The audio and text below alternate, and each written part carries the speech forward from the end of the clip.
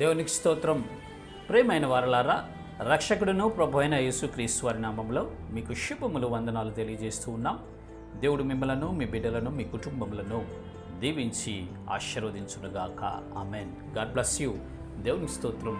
హల్లెలూయా. ప్రియమైన దేవుని పిల్లలారా, మనకి అనేక అపాయాలు సంభవిస్తూ ఉంటాయి, అనేక శోధనలు వస్తూ ఉంటాయి, అనేక ఇబ్బందికరమైనటువంటి పరిస్థితుల్లో మనం ఉంటూ ఉంటాం. ఒక్కోసారి అనేక బలహీనతలు, వ్యాధులు, బాధలు, కష్టాలు, శ్రమలు ఇవన్నీ ఈ మానవ జీవితంలో ప్రతి మనిషికి సహజంగా సంభవిస్తూ ఉంటాయి. అయితే ప్రియులారా, దేవునికి ఇష్టలుగా ఉన్నవారికి దేవుడే వాటన్నిటి నుంచి తప్పించి వారికి కృప చూపించి క్షేమ స్థితిలో ఉంచుతాడు అని పరిశుద్ధ లేఖనాలు సెలవిస్తున్నాయి. చూద్దాము లేఖన భాగము 2వ సమూయేలు గ్రంథము 22వ అధ్యాయము 20వ వచనములో ఈ రీతిగా భక్తుడు మాట్లాడుచూ ఉన్నాడు. నేను ఆయనకు ఇష్టడను గనుక ఆయన నన్ను తప్పించెను. దేవునికి స్తోత్రం. హల్లెలూయా. నేను ఆయనకు ఇష్టడను గనుక ఆయన నన్ను తప్పించెను అంటున్నాడండి దావీదు భక్తుడు. దావీదు భక్తుని జీవితాన్ని మనం ఒకసారి పరిశీలన చేస్తే అనేక రకాల ఉపద్రవాలు, అనుక్షణం ప్రాణ భయంతో పారిపోయాడండి. నక్సలైట్ని ముద్రేశారు, కనపడితే కాల్చేయమని చెప్పి ఆదేశం ఇచ్చింది గవర్నమెంట్. అనేక మంది సైనికులు, పోలీసులు వెతుకుతున్నారు దావీదు కొరకు, కనపడితే కాల్చేస్తారు, చంపేస్తారు. అది పరిస్థితి.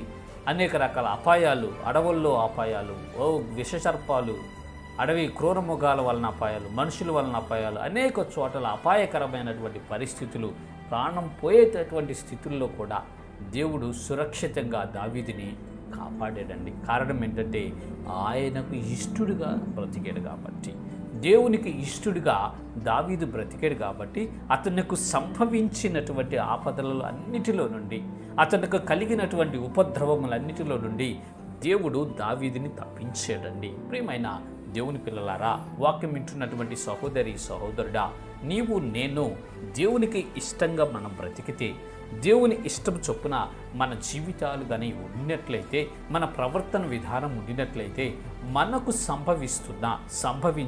సంభవించబోయే ప్రతి అపాయమును, ప్రతి ఉపద్రవమును, ప్రతి అననుకూల పరిస్థితులన్నిటినీ ఆయన తప్పిస్తాడండి. ఆయన మనల్ని తప్పించి సురక్షితంగా ఉంచుతాడు అని పరిశుద్ధ లేఖనాలు సెలవిస్తున్నాయి. ప్రియమైన దేవుని పిల్లలారా, ఆయనకు ఇష్టలుగా మనం బ్రతకాలి. దేవునికి ఇష్టలుగా బ్రతకడం అంటే ఏంటంటే, ఆయన పరిశుద్ధ లేఖనాలని మన హృదయంలో ముద్రించుకొని, దేవుని యొక్క వాక్యమును మన హృదయం అనే పలక మీద రాసుకొని, మన జ్ఞప్తిలో ఉంచుకొని, దేవుని యొక్క వాక్య ప్రకారం మనం ప్రవర్తించటం అండి. దేవుని యొక్క వాక్య ప్రకారం కలిగి జీవించటం అండి. ఈ రోజుల్లో దేవుని యొక్క వాక్యాన్ని మాటల్లో మాటల్లో నెరవేరుస్తున్నారు, కానీ క్రియల్లో కనపడట్లేదండి. చాలామంది భక్తులు, విశ్వాసులు అనబడేవారే మాటల్లో మాత్రం భయంకరంగా అసలు నిక్కచ్చిగా దేవుని యొక్క వాక్యము కనిపిస్తుంది, కానీ వారి యొక్క ప్రవర్తనలో, క్రియల్లో దేవుని యొక్క వాక్యం నెరవేర్పు అనేది జరగట్లా. ప్రియమైన దేవుని పిల్లలారా, మనం అలా ఉండకూడదు. మన క్రియలలో, మన ప్రవర్తనలో, మన మాటల్లో, మన సమస్త విధానంలో దేవుని యొక్క వాక్య ప్రకారం మనం జీవించాలి. అప్పుడు మనము దేవునికి ఇష్టలుగా మార్చబడతామో, దేవునికి ఇష్టలుగా మనం ఎప్పుడైతే మార్చబడతామో, ఆయన మనకి సంభవించే ప్రతి అపాయంలో నుంచి, మనకు సంభవించబోయే ప్రతి ఉపద్రవములో నుంచి, మనకు రాబోయేటటువంటి ప్రతి కీడులో నుంచి మనల్ని తప్పించి, రక్షించి సురక్షితంగా ఉంచుతాడు, క్షేమంగా ఉంచుతాడు. ప్రియులారా, కాబట్టి దేవునికి ఇష్టలుగా బ్రతుకుదాము, దైవ చిత్తాన్ని నెరవేర్చుదాము, ఆయనకి ఇష్టలుగా బ్రతికి ఆయన ఇచ్చేటటువంటి క్షేమమును, నెమ్మదిని, ఆరోగ్యమును, ఆనందమును అనుభవిస్తూ ఈ విశ్వాస యాత్రలో కొనసాగుదాము. ఇట్టి కృప దేవుడు మనందరికీ కలుగు చేయనుగాక. ఆమేన్. God bless you. దేవునికి స్తోత్రం. హల్లెలూయా. Praise the lord.